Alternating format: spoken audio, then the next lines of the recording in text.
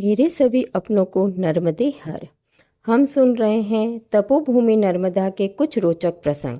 इसी को आगे बढ़ाते हैं। इस पुस्तक के लेखक श्री शैलेंद्र नारायण घोषाल जी है। इस पुस्तक में हम उन्हें हमेशा घोषाल जी के नाम से ही संबोधन करेंगे। सन 1949 में अपने ऋषि तुल्य पिता की आज्ञा से जेठ महीने की 30 तारीख को बिलासपुर से पेंड्रा रोड पहुंचे घोषाल जी। रेल से उतरकर घोषाल जी पेंड्रा रोड के बाजार में पूजा सामग्री जैसे नारियल, कपूर, अगरबत्ती आदि जो नर्मदा जी को चढ़ाए जाते हैं खरीदने पहुंचे। वहीं फलों की दुकान पर घोषाल जी को एक साधु महाराज दिखाई दिए। उन्होंने घोषाल जी से पूछा, क्या आप अमरकंटक जाएंगे? घोषाल जी ने उनका नाम पूछा तो वह कहने लगे, गुरुदेव ने हमें सुमेरदास जी नाम दिया है। हम भी अमरकंटक जा रहे हैं। हम कई बार अमरकंटक घूम चुके हैं। आप हमारे साथ यात्रा कर सकते हैं।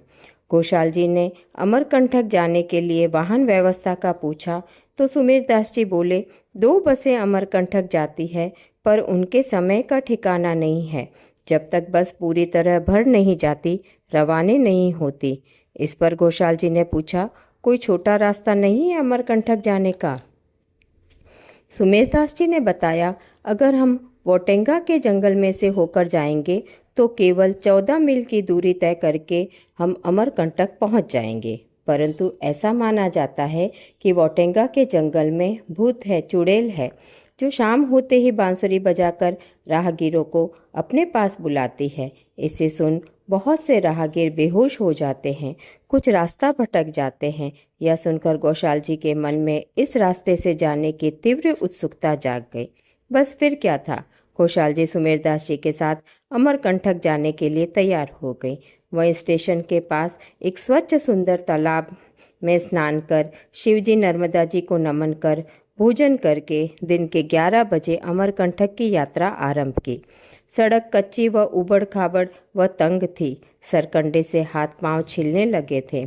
आधा मील पार करके वो एक ऐसी जगह पर पहुंचे जहां ढेर सारी कब्रें थी।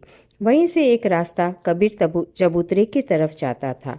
रास्ते में उन्हें 2 काफ़ी मजबूत बैलगाड़ियां मिली। ये बैलगाड़ियां अंग्रेज़ों की बर्ड कंपनी के लिए जंगल से लकड़ियां लाती थी। एक बैलगाड़ी पर सांबर, हिरण के सींग लदे थे। रास्ते में 3-4 झरने मिले। उनका पानी छिछरा था तो पैदल चलने में आसानी हुई। झरनों के चारों तरफ शेरों के पंजों के निशान थे। जंगली पेड़ों पर ढेर सारे मचान बनाए हुए थे। मचान का मतलब शिकार करने के लिए पेड़ों पर बनाया गया ठिकाना। सुमेरदास जी के अनुसार अंग्रेज अफसरों ने शेरों के शिकार के लिए यह मचान बनाए थे। जब शेर झरनों पर पानी पीने आए तो अंग्रेज उनका शिकार कर सके, परंतु होता उल्टा था। शेर दबे पांव आकर अंग्रेज अफसरों को उठा ले जाते थे। इस तरह अंग्रेज स्वयं ही शेर का शिकार हो जाते थे। रास्ते में बीच बीच में आंवला, नींबू और बेर के पेड़ उगे मिल जाते थे। अनेक जंगली फूल खिले हुए थे। प्राकृतिक सौंदर्य अद्भुत था। सुमेरदास जी नीचे पड़े आंवलों को अपनी झोली में रख लेते थे। लगभग 6 मील के उतार चढ़ाव को तय करके दोनों पकड़िया गांव पहुंचे। गांव की सीमा पर बाघ देवता की मूर्ति थी। शायद लोग इन्हें पूजते थे। गांव में 2-4 सुंदर घर थे। हट्टी कट्टी गायें थी। कुछ सरसों के खेत थे। एक अतिथिशाला में परिक्रमा वासियों के रहने की व्यवस्था थी। एक सरकारी गौशाला थी, सो सस्ते में घी दूध मिल जाता था। दोनों ने रीवा राज्य के संरक्षण में चल रहे बंगले में कुछ देर विश्राम किया। अब वे वोटेंगा के जंगल में प्रवेश करने वाले थे। सुमेरदास जी राम राम, रेवा रेवा, शिव शिव जोर जोर से जपने लगे और बोले, अब वोटेंगा का जंगल पड़ेगा। करीब 3 मील अंदर जाने के बाद वे उनके एक चेले के डेरे पर पहुंचेंगे जहां रात ठहरने की व्यवस्था की है। अब घोषाल जी के कान बंसी की आवाज़ सुनने का इंतज़ार कर रहे थे।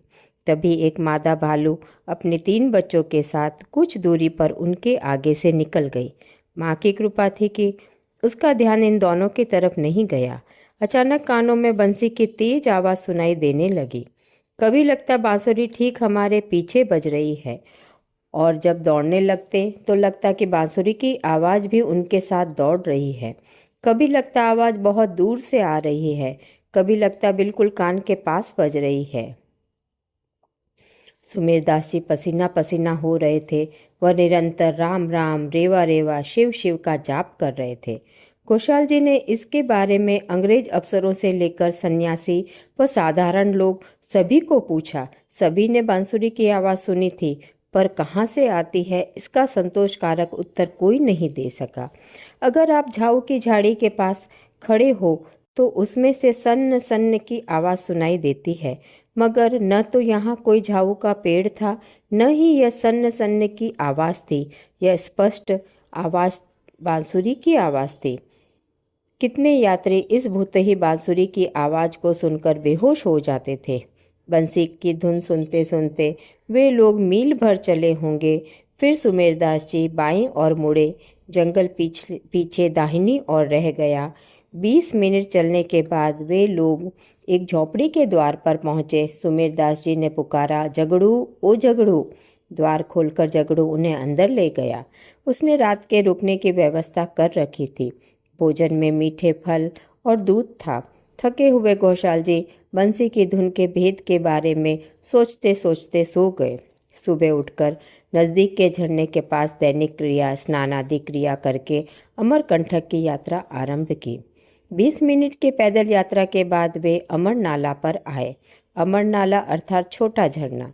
सुमेरदास जी ने बताया, इस स्थल पर सतयुग में देव असुर संग्राम हुआ था। महाकवि कालिदास ने इस चोटी को आम्रकूट कहा है। अमर नाले के पास साधुओं के कुछ कुटीर बने हुए थे। यहाँ की जलवायु स्वास्थ्य के लिए बहुत ही अच्छी थी। सुमेरदास जी ने घोषाल जी को एक कंद मूल दिया और बताया, इसको खाने से भूख प्यास नहीं लगती और स्वास्थ्य भी अच्छा रहता है। परिक्रमा करने वाले तपस्वी इसी के सहारे दुर्गम रास्तों, पहाड़ों और जंगल में दिन काटते हैं। रात के 8 बजे दोनों अहिल्या भाई धर्मशाला में पहुँचे।